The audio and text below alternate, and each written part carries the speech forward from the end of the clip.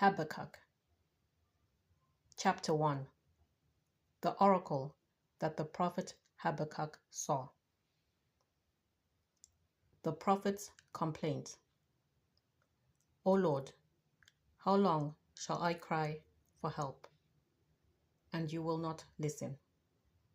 Or cry to you violence, and you will not save?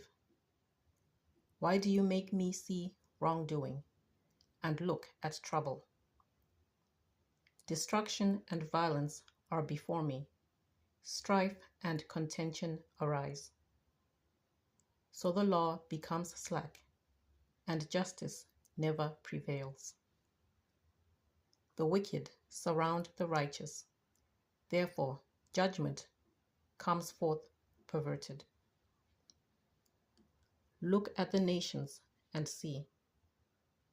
Be astonished, be astounded, for a work is being done in your days that you would not believe if you were told. For I am rousing the Chaldeans, that fierce and impetuous nation, who march through the breadth of the earth to seize dwellings not their own. Dread and fearsome are they.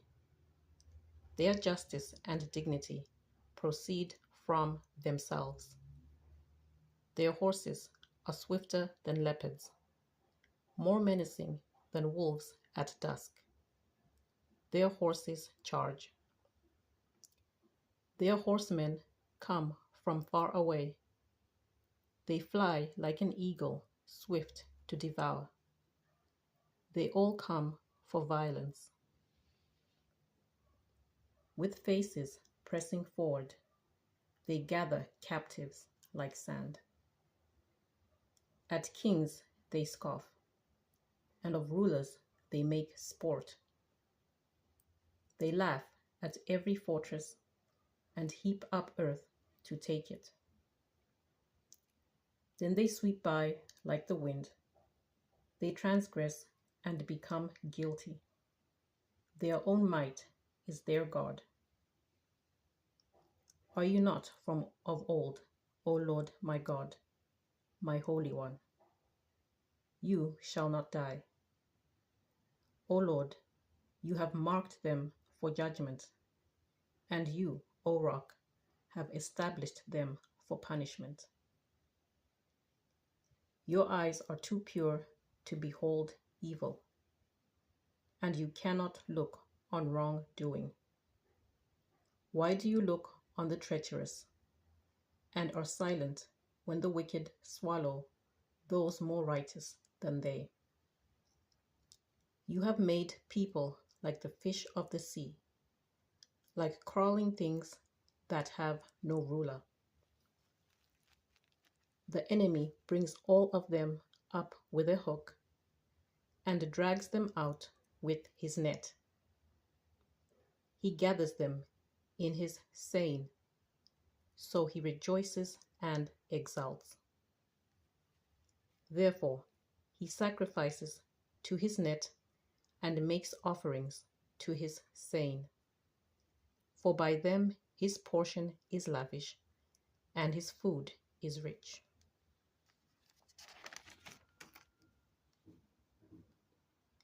Easy then to keep on emptying his net and destroying nations without mercy? Chapter 2. God's reply to the prophet's complaint.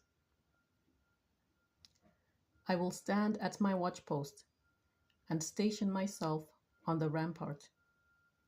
I will keep watch to see what he will say to me and what he will answer concerning my complaint. Then the Lord answered me and said, Write the vision, make it plain on tablets, so that a runner may read it.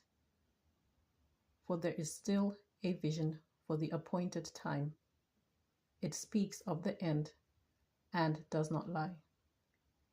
If it seems to tarry, wait for it. It will surely come. It will not delay. Look at the proud. Their spirit is not right in them, but the righteous live by their faith. Moreover, wealth is treacherous. The arrogant do not endure. They open their throats wide as Sheol. Like death, they never have enough. They gather all nations for themselves and collect all peoples as their own. The woes of the wicked.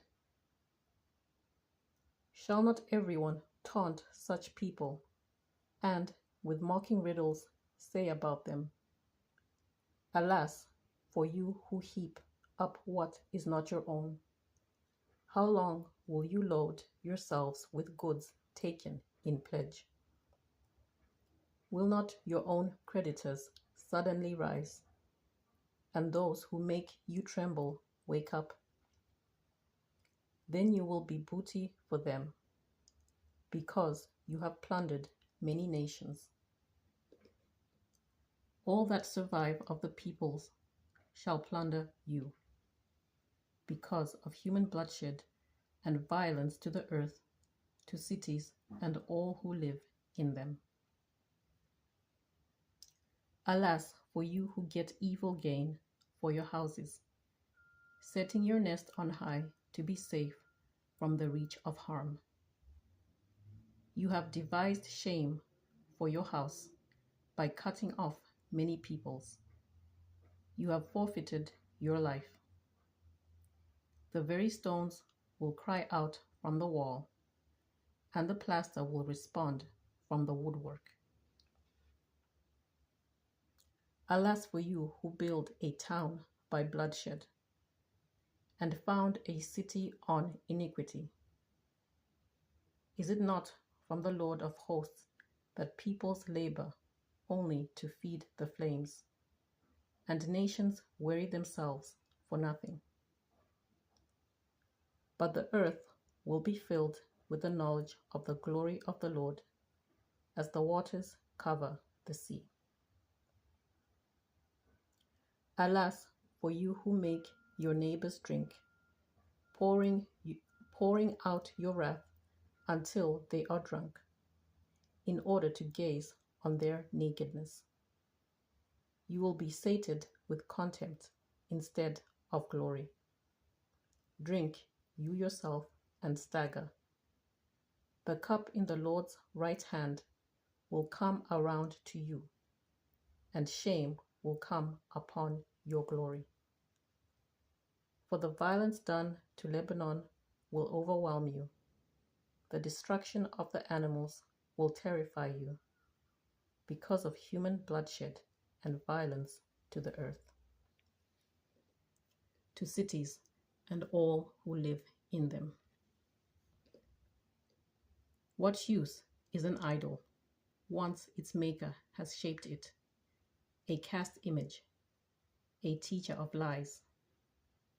For its maker trusts in what has been made, though the product is only an idol that cannot speak.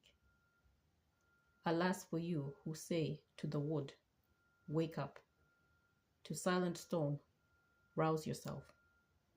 Can it teach? See, it is gold and silver plated, and there is no breath in it at all. But the Lord is in his holy temple.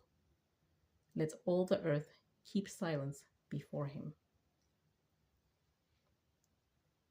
Chapter 3. A prayer of the prophet Habakkuk, according to Sheogonoth. The prophet's prayer. O Lord, I have heard of your renown, and I stand in awe, O Lord, of your work. In our own time, revive it. In our own time, make it known. In wrath, may you remember mercy. God came from Teman, the Holy One from Mount Paran. His glory covered the heavens, and the earth was full of his praise. The brightness was like the sun. Rays came forth from his hand, where his power lay hidden. Before him went pestilence and plague, followed close behind. He stopped and shook the earth. He looked and made the nations tremble. The eternal mountains were shattered. Along his ancient pathways, the everlasting hills sank low. I saw the tents of Cushan under affliction. The tent curtains of the land of Midian trembled. Was your wrath against the rivers, O Lord, or your anger against the rivers, or your rage against the sea, when you drove your horses, your chariots to victory? You brandished your naked bow, sated with the arrows at your command. You split the earth with rivers. The mountains saw you and writhed. A torrent of water swept by. The deep gave forth its voice. The sun raised high its hands. The moon stood still in its exalted place. At the light of your arrows speeding by, at the gleam of your flashing spear. In fury you trod the earth. In anger you trampled the nations. You came forth to save your people, to save your anointed. You crushed the head of the wicked house, laying it bare from foundation to roof. You pierced with his own arrows the head of his warriors, who came like a whirlwind to scatter us, gloating as if ready to devour the poor who were in hiding. You trampled the sea with your horses, churning the mighty waters. I hear and I tremble within.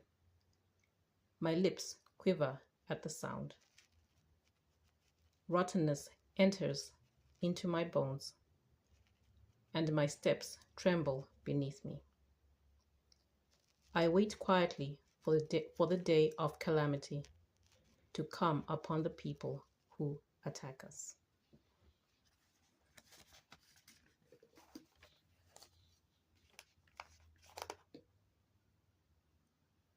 Trust and joy in the midst of trouble.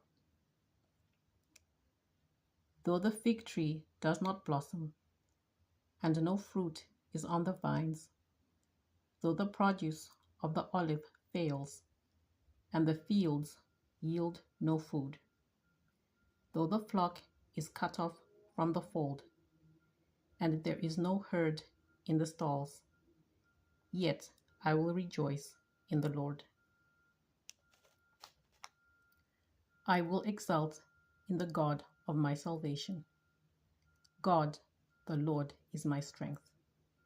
He makes my feet like the feet of a deer, and makes me tread upon the heights.